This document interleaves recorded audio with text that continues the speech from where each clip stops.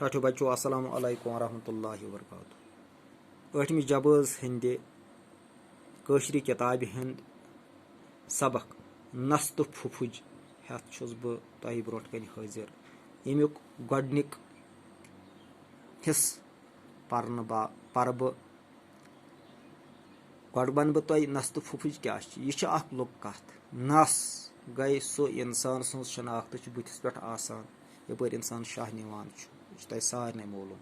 फुफुज वनान नस टित पे कन चटून पे रोजान नस तंद जद गई फुफुज।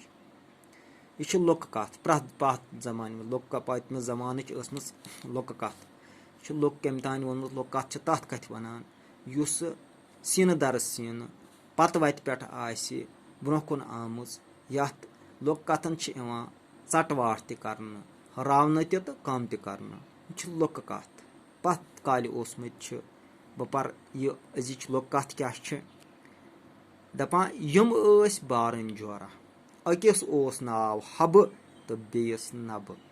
नब ओस सदहुल तो काफिल सो ओस अजी मेंगे टूप थवान। हब ओस जीरक तो जखन वोल गरस मज ओसुक दोहाय दंद वजुन आसान।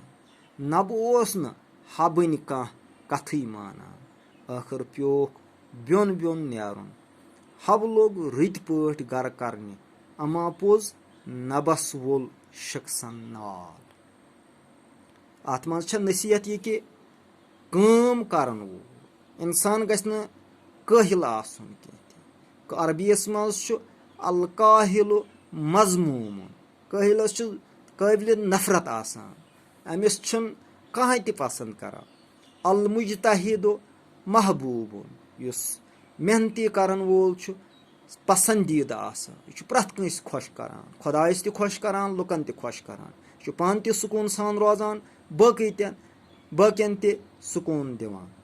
यम बई बारन जस नब तो हब नब ओस बेहवाल। अत मुतलक बोजू तुह यह कशर यह समझान जरूरत माज जेव पाने समझ बह कर किस समाल। बारन जोरा कम हब तो नब ज बारन सदहुल तो काफिल कुस ओस। नब ओस सदहुल तो काफिल सद जीरक तो जखन वोल कुस ओस। जीरक गो चालाक जखन वोल गो मेहनत करन वोल। जीरक तो हब ओस जीरक तो जखन वोल कुस ओस रत पट गर करान हब ओस रत पट गर करान। लिहाजा मेहनत करन सत इंसानस प्रथ वक्त सुकून मिलान तो बे इंसानस आराम त मिलान। वसलाम।